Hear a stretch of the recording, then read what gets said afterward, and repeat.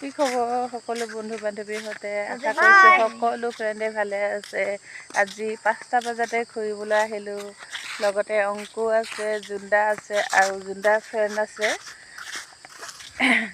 খোজকাঢ়োঁ বুলি অলপমান আহিলোঁ আৰু মোৰ লগতো বহুতো মানুহ আহে। এনেকৈ মহিলাবিলাকনে ভৰি বিষ কিবা বিষ এইবোৰ থকাবোৰ ৰাতিপুৱা খোজকাঢ়িবলৈ আহে। মোৰ বা একো নাই, তথাপিও খোজকাঢ়িব ভাল লাগে ৰাতিপুৱা বুলিটোত খোজকাঢ়ি। আৰু ইফালে এম্বুলেঞ্চ আহি আছে। ৰাতিপুৱাই এম্বুলেঞ্চ পাৰ হৈ গৈছে আৰু ৰাতিপুৱা পৰিৱেশটো আপোনালোকক দেখাই আছোঁ, কিমান ধুনীয়া লাগে। লগতে তাৰ সৰু মইনা চৰাই দেখাই আছোঁ। শালিকাজনীও খোজকাঢ়িবলৈ আহিছে যে আমাৰ লগত।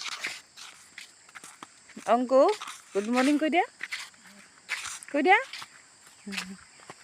গুড মৰ্ণিং কৈ দিয়া। গুড মৰ্ণিং, বাই।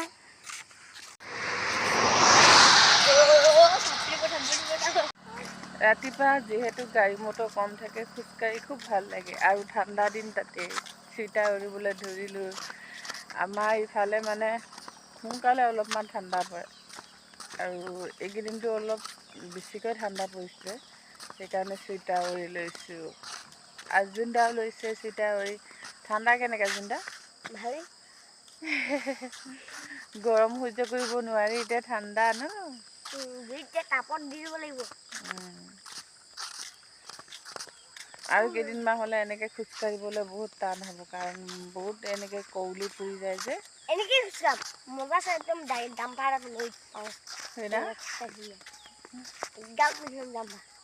স্কুলত গ'লে এগাল ডাম্পাৰ পিন্ধিব লাগে।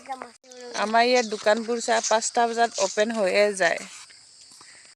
আমাৰ মাহঁতৰ যিখন গাঁৱত আছে 7টা 8টা বাজিলে দোকান নোখোলে। কিবা এটা খাম বুলি ক'লে ৰখি থাকিব লাগে। ইয়াত আকৌ আমাৰ ইয়াত ধেমাজিত একদম 5টা বজাতে অ'পেন হৈ যায়। ধেমাজি বুলি কৈলে যে খুৰীয়ে ধেমাজি এইটো আমাৰ ডিষ্ট্ৰিক্টে ধেমাজি আকৌ, সেইকাৰণে ধেমাজি কৈছোঁ। এই অংকু, আমাৰ গাঁওখনৰ নাম কৈ দিয়াচোন। অংকু, গাঁওখনৰ নাম কৈ দিয়াচোন।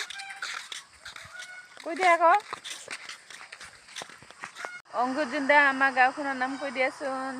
অপাতিল লালুং গাঁও আৰু পিন নম্বৰ 78710। তাৰপিছত পোষ্ট অফিচ জেকে চাৰিআলি, ডিষ্ট্ৰিক্ট ধেমাজি। আমাৰ অংকু জানোনে নাই? অংকুৱে নকৰিবলৈ লাজ লাগিছে। তাই নাকটো চেপেটা আহে, তাৰ কেনেকৈ লাজ লাগিছে বা।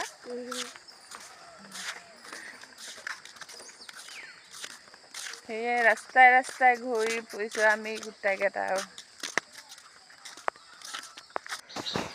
ৰাস্তাৰ পৰা খোজকাঢ়ি আহি চোতালখন সাৰিলোঁ। চাফ চিকুণকৈ চোতালখন যেতিয়ালৈকে নাসাৰোঁ নহয় একদম মনবোৰ ভাল নালাগে। সেইকাৰণে চোতালখন খৰধৰকৈ সাৰি ল'লোঁ। আৰু বাকী কাম কাজবোৰ আছেই নহয় দিনটোলৈ, আৰু দিনটো ভিডিঅ' বনোৱা নহ'ল। সেয়ে সন্ধিয়া বজাৰত যাওঁতে মই ছাইডতে মানে ফিছাৰী এটা আছে, ফিছাৰীত মানে সেয়ে ছট পূজা কৰি আছিলে। সেইকাৰণে আপোনালোককো অলপ দেখাওঁ বুলি ৰেকৰ্ড কৰি থৈ দিছিলোঁ। তাৰপিছত আৰু বজাৰত আহিলোঁ, ৰঙালাও আৰু এয়া লোকেল মাছ পালোঁ। লোকেল মাছে আৰু ৰঙালাও লৈ আহিলোঁ।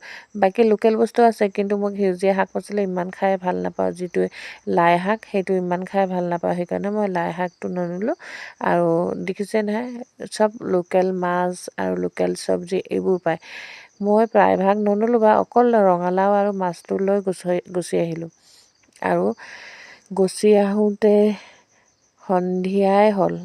সন্ধিয়া আহি অংকুৱে ব্লগ বনাওঁ বুলি মোবাইলটো ল'লে, কাৰণ কাৰেণ্ট নাছিলে যে পঢ়িবলৈ সময় হৈছিলে। তথাপিও কাৰেণ্ট নহাৰ কাৰণে সেনেকৈ ৰখাই দিছিলোঁ, অলপ পিছত পঢ়িবি বুলি।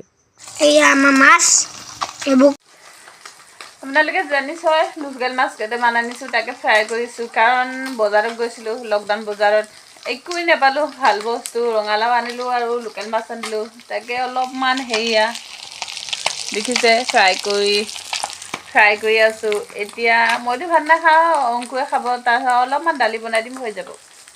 আৰু কিতাপ পঢ়াবলৈ আছে, ভাতকেইটা বনালোঁ কাৰণ ঘৰত কোনো নাথাকে যে ভাতকেইটা বনাইছোঁ নাই আজৰি হৈ থাকিলে ল'ৰাটোক কিতাপ পঢ়া আৰু কিতাপ পঢ়োৱাৰ পিছতে ভাতকেইটা খাই হৈ থাকিব পাৰিম ঘৰত কোনো নাই ভয় লাগে যে মা দেউতা আছে মা দেউতাই আকৌ সন্ধিয়া হোৱাৰ লগে লগে ওলাই যায় যে সেইকাৰণে অলপ ভয় অনুভৱ হয় আৰু